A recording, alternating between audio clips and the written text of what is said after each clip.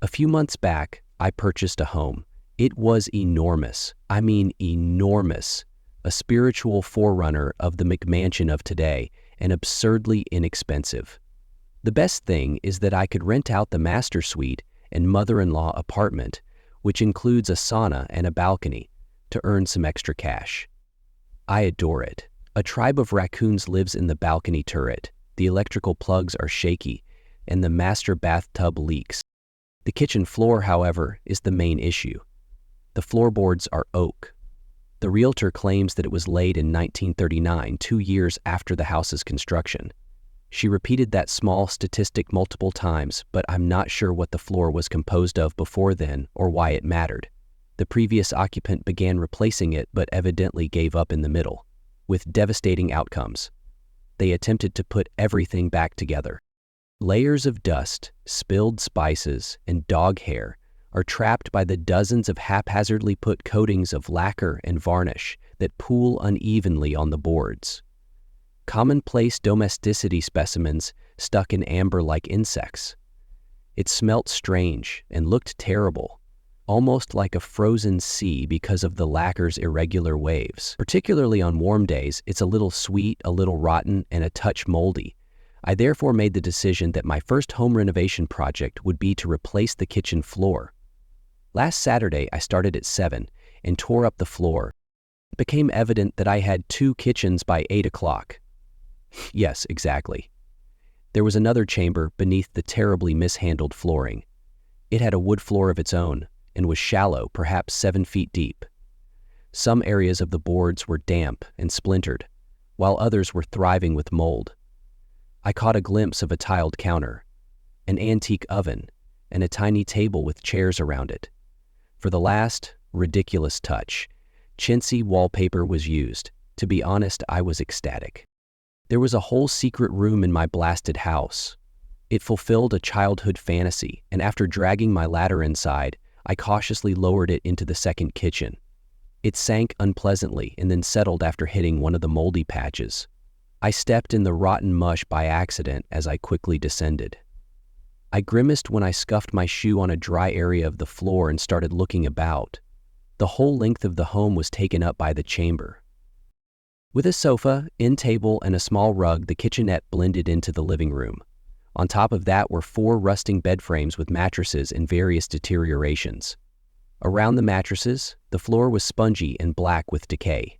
Each step created an indentation that soon filled with a greasy material. There was a blank area of floor behind the beds.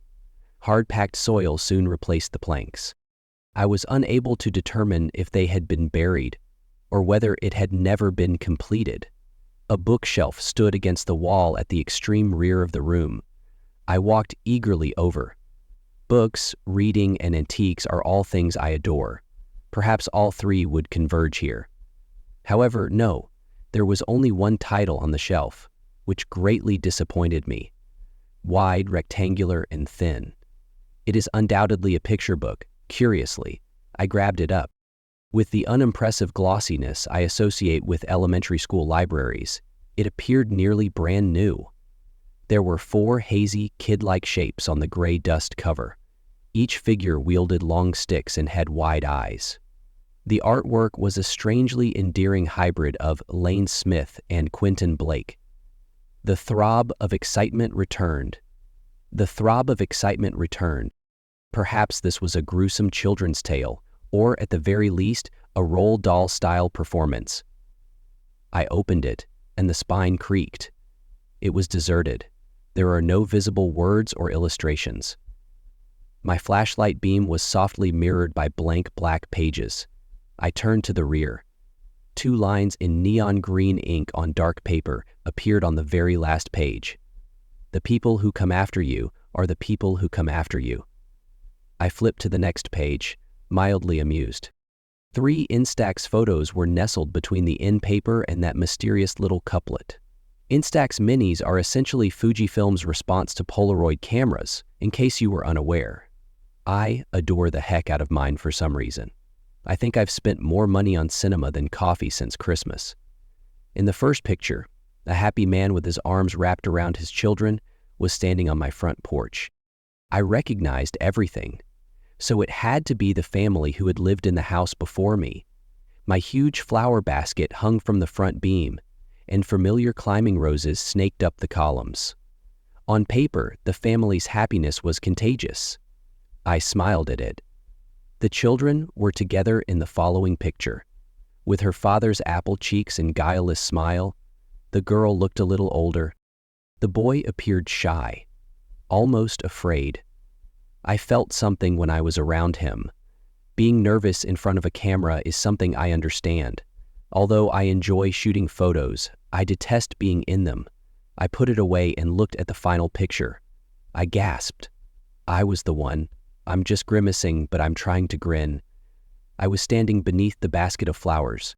The man had his arms around my hips and was seated on the top step.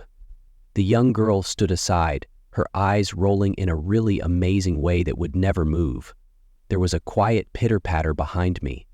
I spun around and scanned the room with my flashlight. Along the long stretch of wall, shadows gathered in corners, stretched, and jumped. But they were only that, shadows accompanied by the charming sound of scuttling rats. I closed the book abruptly and virtually sprinted in the direction of the ladder. One of the beds scuffed the floor after I unintentionally clipped it. Another pool of moist decay sank beneath my foot. I gazed down, feeling elevated, almost buzzy. In the puddle was a large tangle of black hair that was moist and coiled. Several threads had been crushed into the squishy wood underneath by my foot. It resembled a cross between a wet fossil and puke. I scurried off and clambered up the stairs. I hurried outdoors after kicking off my soaked shoes as soon as I got to the kitchen. I was horrified to see that the porch matched the pictures completely.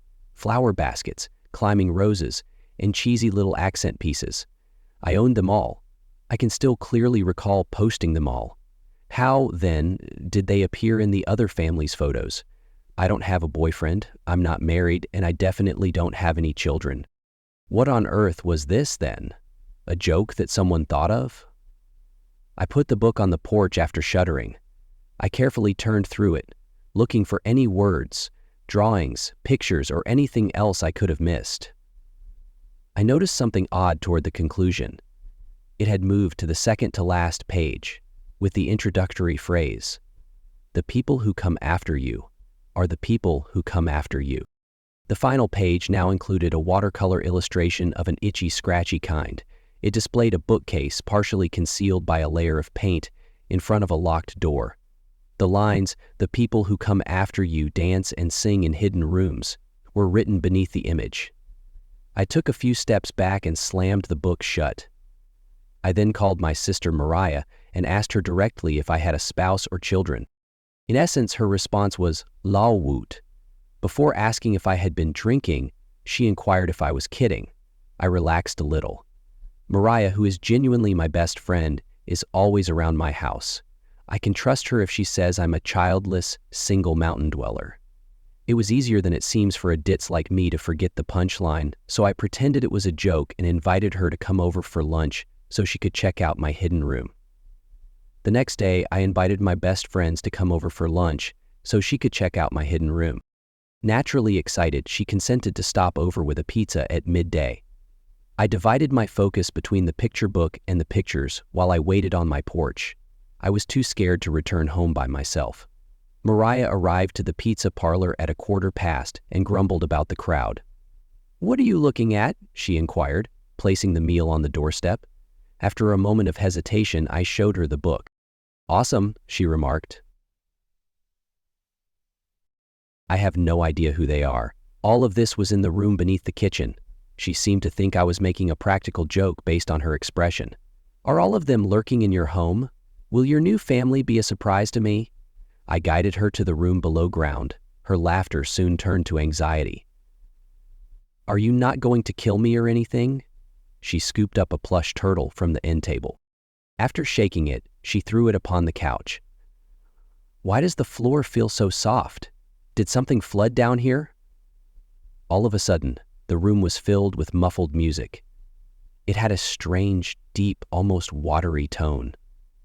My neck pricked with hair. I stepped forward a few paces, avoiding the pool of oily hair, and listened. No question was raised. Behind the distant wall came the music. "This isn't amusing," Mariah remarked. "Well, maybe in a way, but not enough to make the effort worthwhile. Come on, we must leave this place." "What? No. I'd like to see what's behind the door of your eerie bookcase."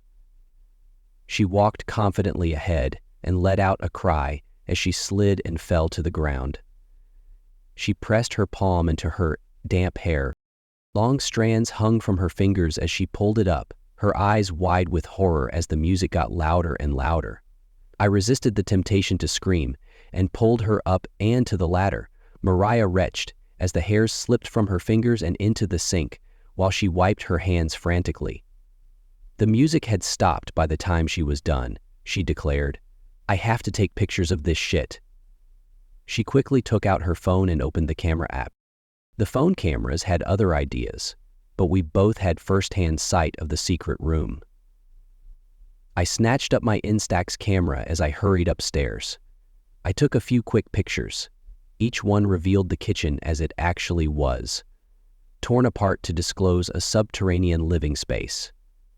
Much to my relief, as soon as I realized the implication, the excitement vanished.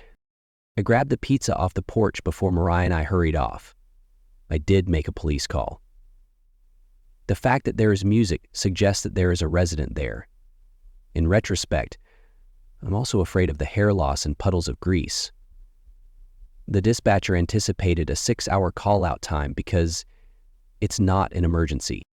Mariah is allowing me to remain at her place till then, which may seem a bit extravagant. What's wrong with my residence is unknown to me. That doesn't explain the photos of me and the non-existent family, though I suppose the police will clarify it in a few hours. I'm sorry to complain and ask for assistance, but does anyone have any suggestions? The tiny hamlet of Bowling Green is tucked away in the heart of Warren County, Kentucky. Despite its modest size and unassuming appearance, it is the third largest city in the state. The town has experienced a tremendous economic expansion in recent decades, and its reputation throughout the state has increased along with it. Western Kentucky University, currently the second largest college in the state, the headquarters of Fruit of the Loom, the renowned Corvette Museum and Factory, and the Lost River Cave, one of the most stunning and distinctive natural wonders in the United States, are all located in the town. Bowling Green's booming economy and picturesque surroundings have made it a symbol of success for the whole state.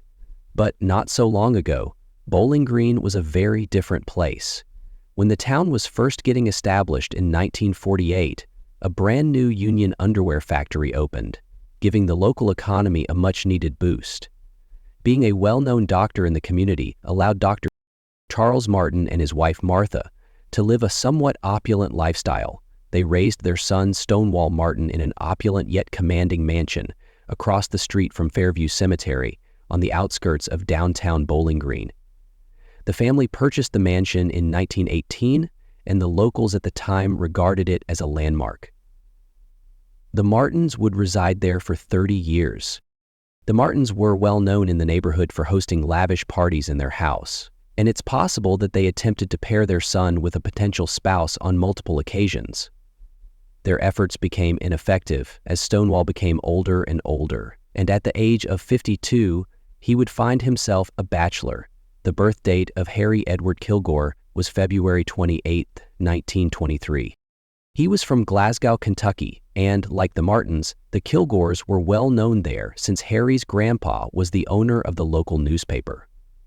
Despite this, Harry's early years must have been difficult because his mother, Ella, had to care for Harry and his sister Ella alone after his father, Reed Kilgore, committed suicide in 1925. However, she did later remarry. When Harry was younger, he became interested in music and went to school in Glasgow. Later, he moved to Bowling Green, which is nearby, to attend Western Kentucky University. There, he got to know Ruth Ann McKinney, a classmate at WKU, who was a couple of years his junior. Despite the year-long separation, a bond developed between them, and they soon started dating. Eventually, the two pupils met George Daggett, the head of the piano department and a music professor at WKU, who was 35 years old at the time. It was reported that George and Harry became close friends and would hang out for days or weeks at a time. Although this would be questioned long later, George said that the main reason he paid more attention to Harry was because he was interested in music. At this time, Ruth Ann McKinney probably met Stonewall Martin at a party or other social gathering, and the two seemed to click since they were married on June 23, 1948, and went on a honeymoon shortly after. When they returned, their lives would never be the same. Harry Kilgore drove his automobile to a wheat field near Fairview Cemetery on June 29th, under the cover of darkness, just a few days after Ruth and Stonewall Martin left Bowling Green. Then he picked up a handgun and made the last few steps to Charles and Martha Martin's house. He entered the house by breaking through the door and surprised Dr. Martin in the front hall. Harry shot Dr. Martin multiple times without thinking, striking him once in the head. The injured Dr. Martin attempted to escape back into his bedroom, but Harry was too strong for the 80-year-old retired doctor, and while he did so, Kilgore shot the doctor multiple times. Then, when Martha Martin tried to escape, Harry also shot her in the back of the head.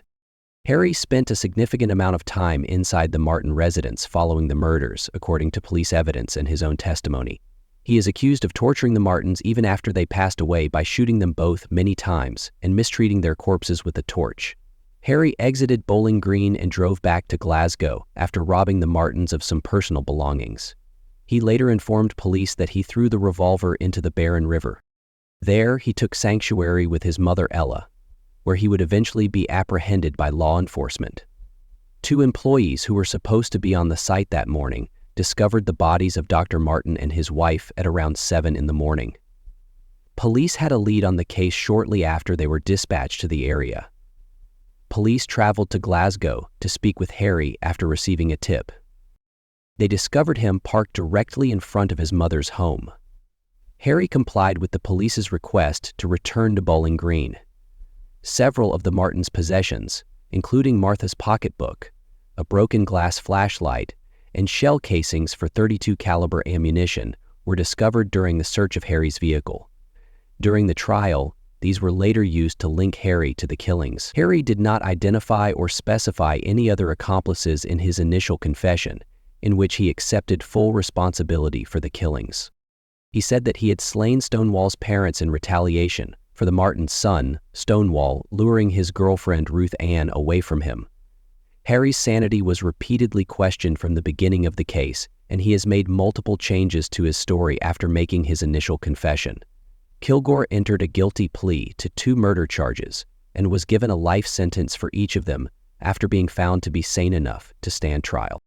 However, 14 months after being sentenced and sent back to prison, Kilgore made a shocking confession that shook the case and remains a mystery and source of controversy to this day. He initially stated that he was the only one responsible for the murder, but he later admitted that he had George Daggett, his music professor, as an accomplice.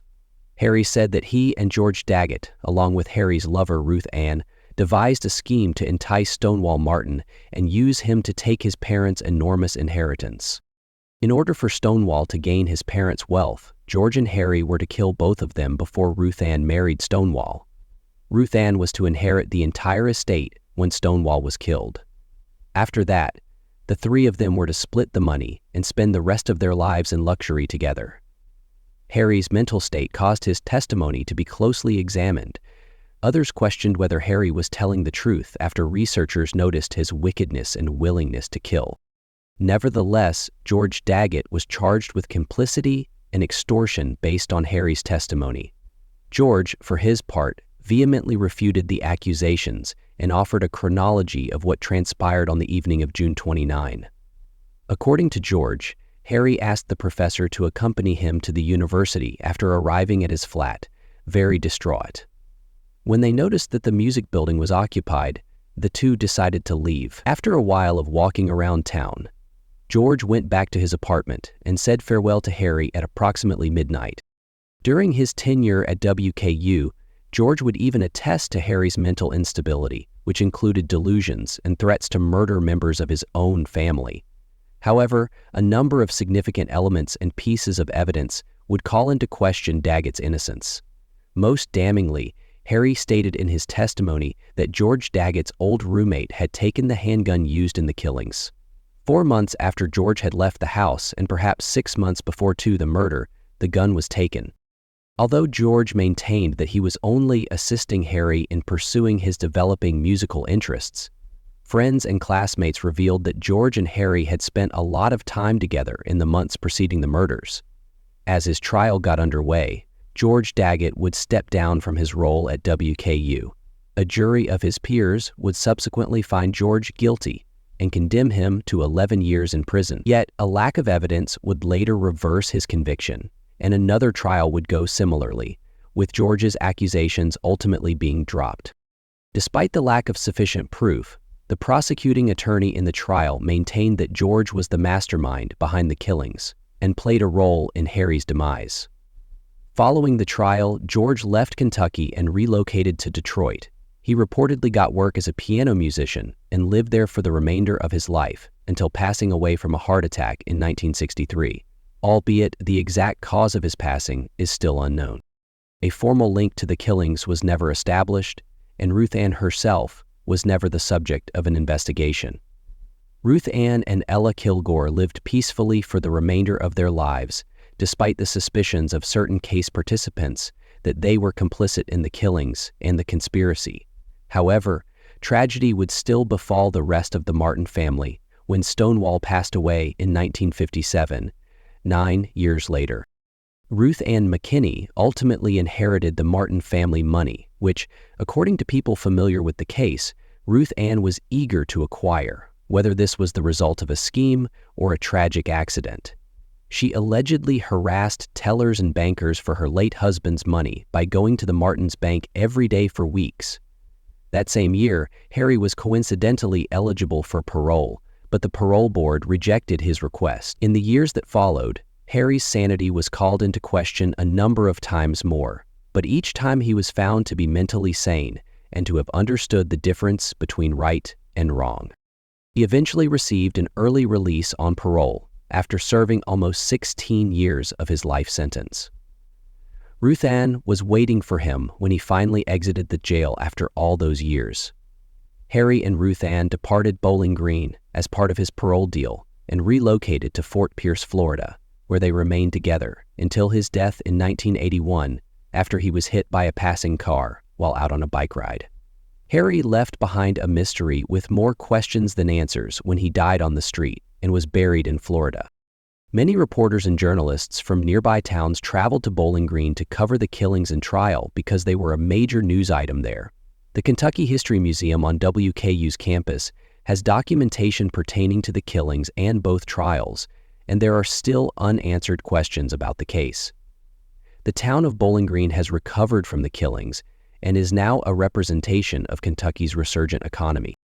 Since the killings, the mansion where the Martins were brutally murdered has changed ownership multiple times and is still standing today. Because of its violent background, the mansion has become notorious in Bowling Green's history and is known to the locals as Murder Mansion. In the decades that followed, a kind of mythology has grown up around the house. According to reports, bloodstains were still visible on the hardwood flooring when the property was sold in the 1960s, after it had been unoccupied since the killings. As is common with such crimes, there have been persistent stories of paranormal activity in the house ever since. However, the previous owners have denied that any such activity ever took place there, and these reports have not been verified. In keeping with the Martins' custom of hosting yearly celebrations at the estate, some of which fall on Halloween, previous owners have likewise accepted the house's notoriety. The mansion's most recent owners have disassociated themselves from its notorious past and dissuaded tourists from visiting and taking photos of the house. Even while Bowling Green has moved on and developed a new identity, it appears that the Murder Mansion and its violent past will always be a part of it. The tale concludes in a surprising and quite moving way.